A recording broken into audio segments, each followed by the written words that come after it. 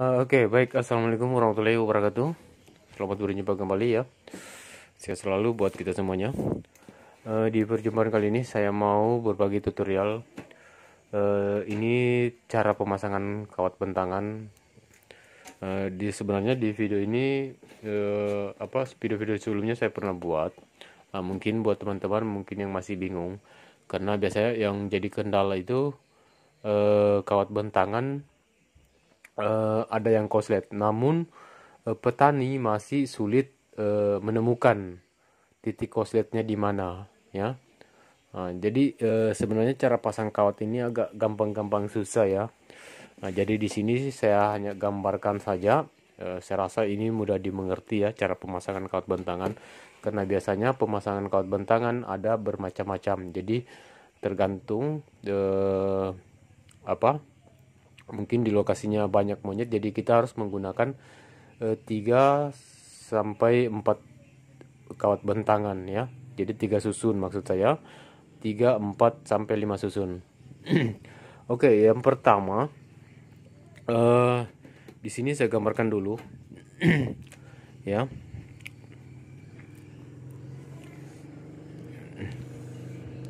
Nah, ini hanya sebagai contoh. Jadi di sini kita menggunakan 5 susun kawat ya. 5 susun kawat.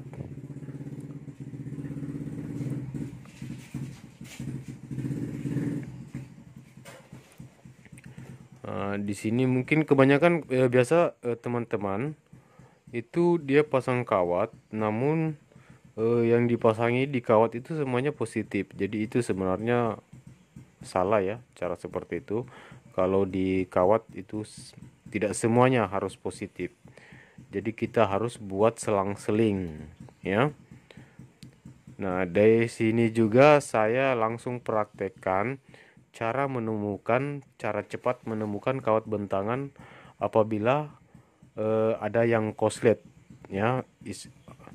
Karena kalau koslet artinya setrumnya itu tidak bakalan keluar, artinya tidak mengalir ke kawat ya. Kalau bolamnya menyala artinya setrumnya tidak bakalan keluar. Oke. Di sini misalkan di sini tiang ya, tiang. Saya gambar langsung saja tiang. Di sini juga tiang.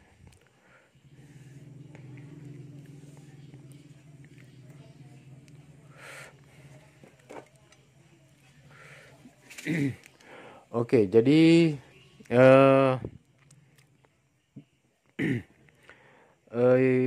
untuk cara pemasangan kawat, ini yang kawat pertama, ini tanah ya, ini bawah ya, dan ini yang atas.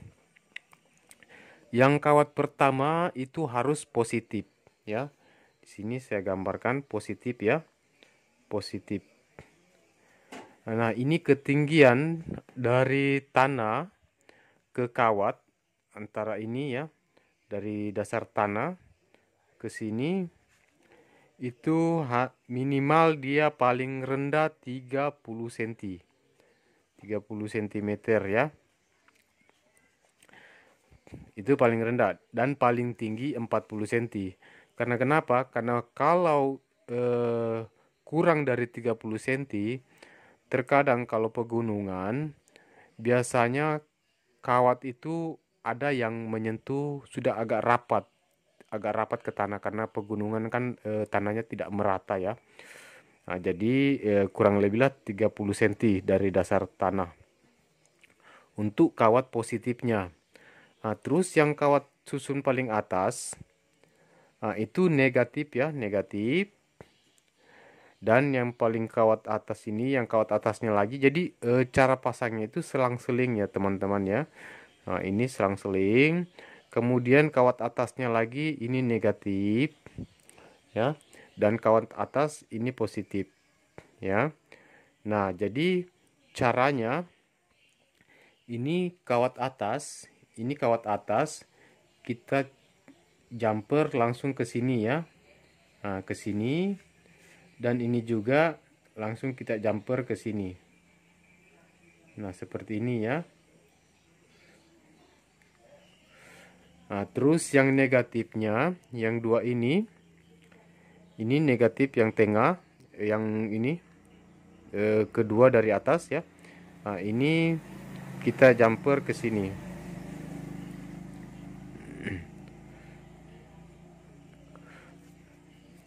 Oke, jadi ini saya rasa sudah cukup mungkin dimengerti ya. Jadi cara pemasangan kawat.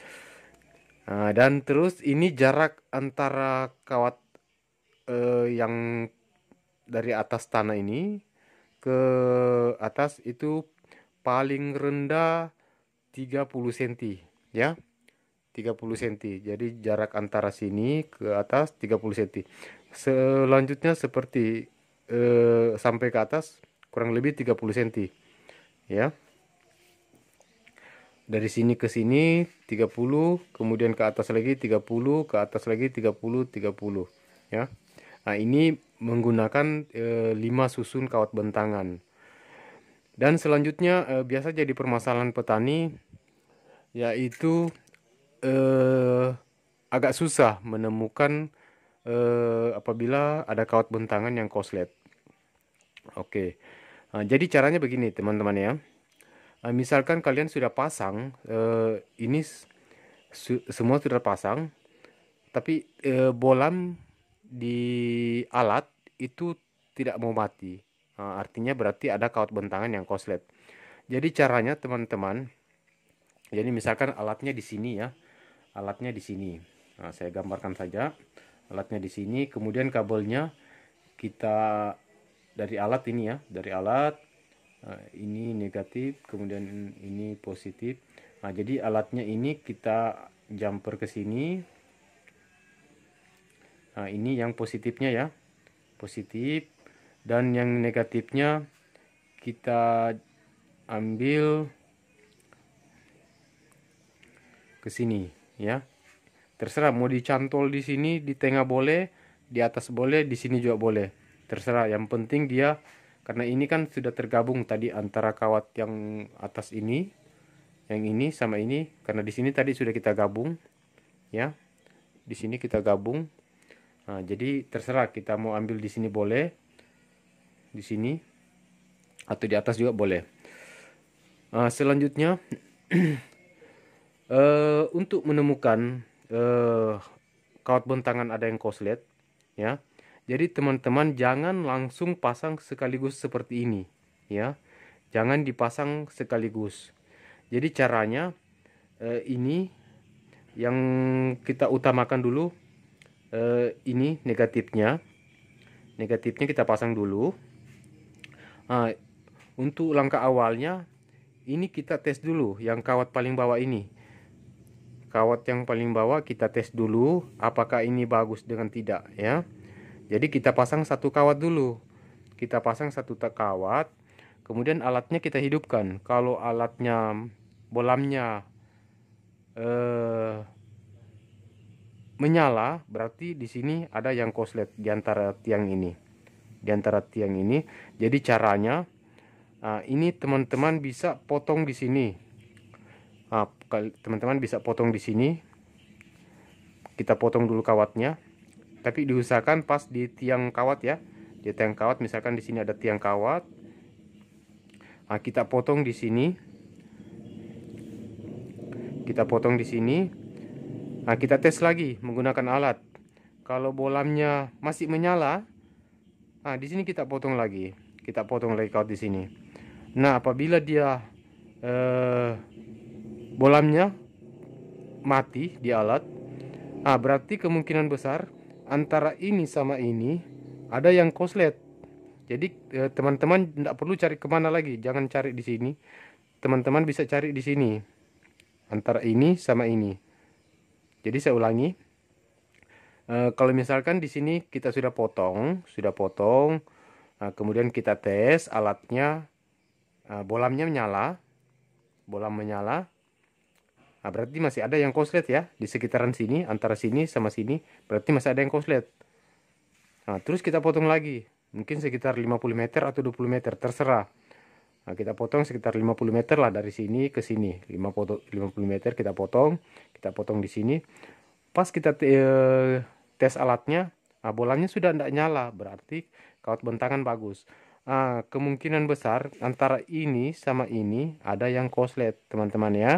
Nah, jadi kita cari. Jadi besar kemungkinan juga ini di tiang kawat yang sering terjadi. Yang sering terjadi pasti di tiang kawat ada yang korslet. Selanjutnya kita sambung. Kalau sudah kita dapat ketemu, kita sambung lagi. Setelah kita sambung, tiba-tiba sampai di sini kawat langsung nyala. Artinya bolamnya langsung menyala. Berarti antara ini sama ini ada yang korslet. Kita cek lagi, mungkin di tiang sini. Mungkin yang kurang bagus, apakah dia mungkin tidak menggunakan isolator atau apa. Ah, Kemungkinan selangnya, biasa selang kalau teman-teman pakai selang, biasa selangnya itu dia sobek ya. Jadi mengenai paku. Paku kalau sudah kena di tiang kawat, apalagi tiang kawatnya basah ya, kayu mentah. Itu dia memang terjadi korslet. Selanjutnya apabila barisan pertama sudah lolos ya, artinya sudah tidak korslet. Teman-teman bisa sambung. Nah, di sini saya gambarkan ya. Uh, Bisa juga dari sini. Ini kan hanya sebagai contoh saja. Kita sambung lagi. Yang ini ke atas untuk kawat kedua. Ini untuk positifnya. Jadi negatifnya tidak perlu dihiraukan ya. Kita sambung kawat kedua. Kita tes lagi alatnya. Memang ini agak susah. Memang agak repot. Jadi eh, karena biasanya petani kan tidak semua cara pasangnya. Ada yang mungkin ya asal pasang, yang penting ya tidak berpikir bahwa berdampak di akhir kemudian. Karena biasanya yang terjadi itu pada saat musim hujan. Biasanya terjadi korslet. Kemudian selanjutnya kita sambung yang positif tadi ini. Positif kita sambung ke kawat ketiga dari bawah ya. Kawat ketiga.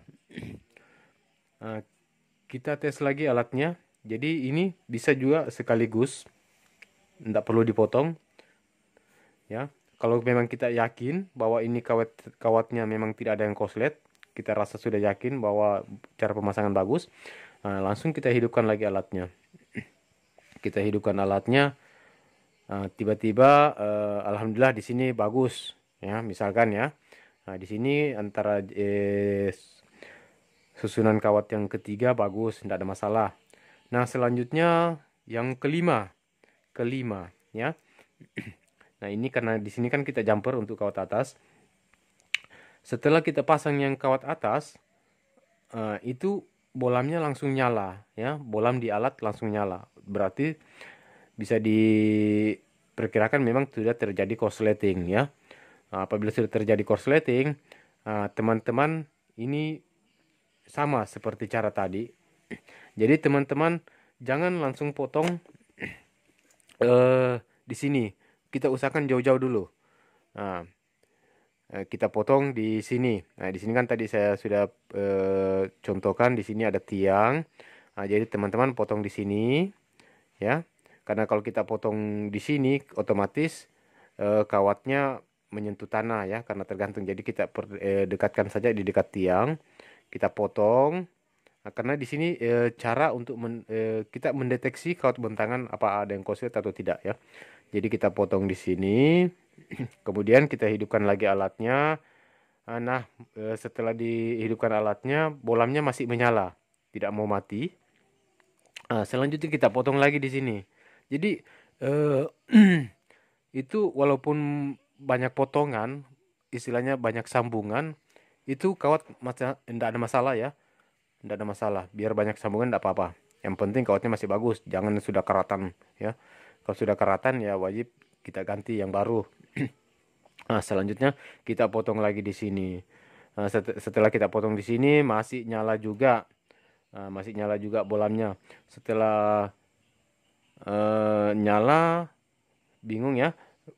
Ini masih di mana permasalahannya, sudah dipotong masih nyala. Jadi kita potong lagi. Nah, misalkan di sini ada tiang, ya, di sini ada tiang. Nah, kita potong di sini, dekat tiang lagi, kawatnya, ya. Nah, pas kita tes menggunakan alat, bolamnya sudah tidak nyala, Jadi besar kemungkinan antara tiang ini sama tiang ini ada yang korslet, ya. Nah, jadi teman-teman bisa cari di bagian sini, ya. Nah, kalau sudah kita sambung lagi, masih nyala. Nah, berarti di sini ada permasalahan, ya. Nah, setelah kita putus, bolamnya mati. Kita sambung lagi, bolamnya nyala. Nah, berarti sudah diduga bahwa di sini ada permasalahan. Nah, selanjutnya apabila sudah dapat titik temunya, kita sambung. Oke, kita hidupkan alatnya, sudah tidak nyala. Nah, sementara kan di sini tadi sudah putus, ya. Jadi kita sambung. Pas kita sambung lagi yang ini masih nyala. Kita tes alatnya. Di sini ada yang korslet lagi. Jadi sama. Sebenarnya cara ini gampang, ya. Gampang-gampang susah sebenarnya. Cuman memang artinya namanya juga manusia, ya. Tidak semua mungkin saya bisa harga itu. Dan semoga juga video ini bermanfaat buat teman-teman, ya. Walaupun hanya sekedar apa adanya, tapi semoga video ini bisa bermanfaat lah untuk teman-teman yang masih bingung cara memasang kawat bentangan apabila terjadi korsleting, ya. Jadi cara temunya kurang lebihnya ya saya rasa ini mungkin sudah cukup, ya. Oke, dan apabila ada pertanyaan buat teman-teman, kalian bisa klik di kolom komentar, ya. Insya Allah saya bisa bantu. Dan jika Anda suka dengan video ini, Anda bisa klik like dan dukung terus di channel saya dengan klik subscribe, ya. Mungkin saya bisa lebih semangat memberikan tutorial. Oke, saya akhiri video ini. Terima kasih. Assalamualaikum warahmatullahi wabarakatuh.